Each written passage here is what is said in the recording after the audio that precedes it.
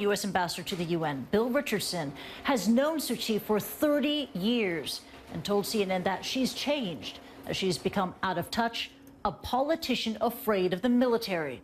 Richardson recently resigned from an international advisory panel for Rakhine State.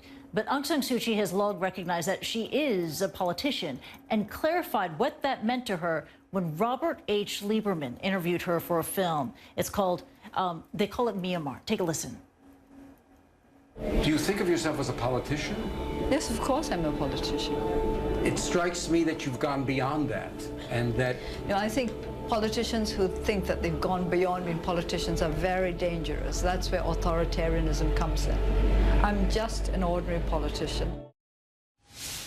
Just an ordinary politician. Now, joining me now, the director of that film, Robert H. Liebermann. He's also a senior lecturer at Cornell University. Sir, thank you so much for joining us here at CNN. You have a pretty good sense of Aung San Suu Kyi. You first met her when she was released from house arrest. You interviewed her for an extended period of time and a few occasions after that. From what you know of her and her character, are you surprised by how she has handled the Rohingya crisis? Well, she's just a politician, as she says, but it turns out she's a bad politician. I think that the story is getting it all wrong because the focus is on Aung San Suu Kyi. She's the person now, the person we loved, and now she's the person we love to hate. It turns out that she doesn't really have a lot of power. The only thing she has is perhaps the ability to do some moral persuasion. She should speak out. She hasn't spoken out. If I was one of her advisors, I would have had her fly directly to the Rakhine. So I don't think you should be looking at Aung San Suu Kyi. I can give you some insights into her. By the way, Bill Richardson resigned. I don't know if you know what the blow-up was about. He raised the issue of the two young Reuters reporters who have been imprisoned. They face up to 14 years in jail because they were investigating a mass grave in the Rakhine. And Suu Kyi doesn't suffer fools, but she also doesn't apparently suffer criticism. Can I switch the whole program and move to the bigger picture? Would you allow me to do that? Well, before you do that, I just want to ask, because you said something really interesting a moment ago, that there is this expectation for Aung San Suu Kyi to speak out because she is a Nobel Peace Prize winner, because she is this icon of democracy. Are you saying that she is a politician? She hasn't changed? So are you saying that it's She's not who she always was? But this is right. the reality of power in Myanmar, of what she has to do to toe the line with the military. No, I think she is the same person she always was, and that in the West, we have viewed her with the lens that we want to view her as. And we've built her up on a pedestal, and now we've knocked her down. I mean, I do have some sympathy for her. She's in a very tight spot. She, you know, she's got a powerful military, you know, at her back. You know, if she, you know, makes a wrong turn, she's in trouble.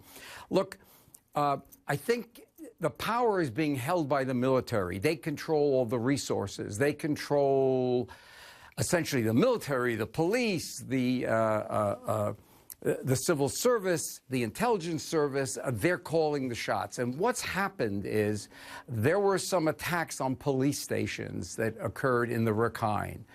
And they're almost understandable. And the military has overreacted by far.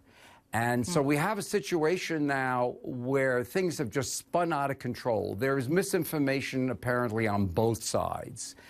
We have, I don't know what the numbers are, I thought 750,000, whatever it is, right. 750,000 human beings sitting in Bangladesh. Right. As you said, the situation has spun out of control, right? I mean, this was a police crackdown, a military crackdown that went too far, resulted in the Rohingya crisis, over 800,000 Rohingya refugees.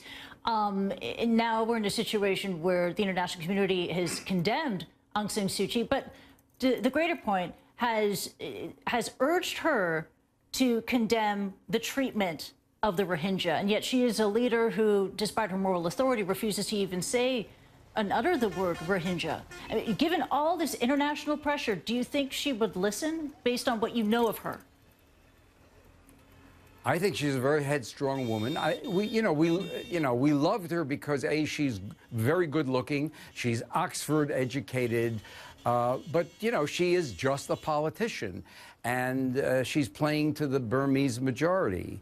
You know, this is a very complicated situation. I wish I had more than 5 minutes. If you know, we made a film, they call it Myanmar. I could make another movie, you know, they call her Aung San Suu Kyi. But again, this is not the real story. She can only come out and say something. It's the military that controls everything. And the military is talking, and the government, whatever you want to call it, is talking about, you know, international terrorists. Well, what they're going to do by escalating the situation is there is a real fear that they're going to bring in the international jihadists into the mix. So I think we should forget Aung San Suu Kyi for the time being. You know, people feel bad. She got a Nobel Prize. Well, you know, tough beans. Focus on the bigger problem. Focus on the Myanmar government. By the way, Myanmar is suffering. You know, tourism is down. If you want to stay in Yangon, hotel prices are half of what they were before. You know, what's really going on? Very nuanced stories, multiple repercussions on Myanmar's, not just international stand, but economy, as you point out. You mentioned a possibility of doing a follow-up film, you know, just the story of Aung San Suu Kyi. That was a joke. We thank you for that and for sharing, your thoughts with us about her. I hope to talk again soon. Right, but you know what this is? Joining us live. What was that? Yeah, can I continue? You know what this really is? This is tribalism, essentially. It's something that's occurring all around the world. It's, you know, leadership splitting people.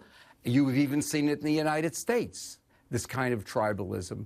And there's hate speech coming out of, you know, out of Myanmar, and particularly there's a leading monk who has said something to the effect, lecturing the military, that, you know, these Muslims are not, you know, quite real people. And so this is a worldwide phenomenon. And it is precisely because you point out that tribalism that's taking place, that it's not just an issue with the military or Aung San Suu Kyi, but an entire nation almost is in denial over what's happening to the Rohingya. Unfortunately, so we're going to have to leave it at that. Robert Liebermann reporting or joining us live from New York. Thank you so much. Take care. Now, turning now to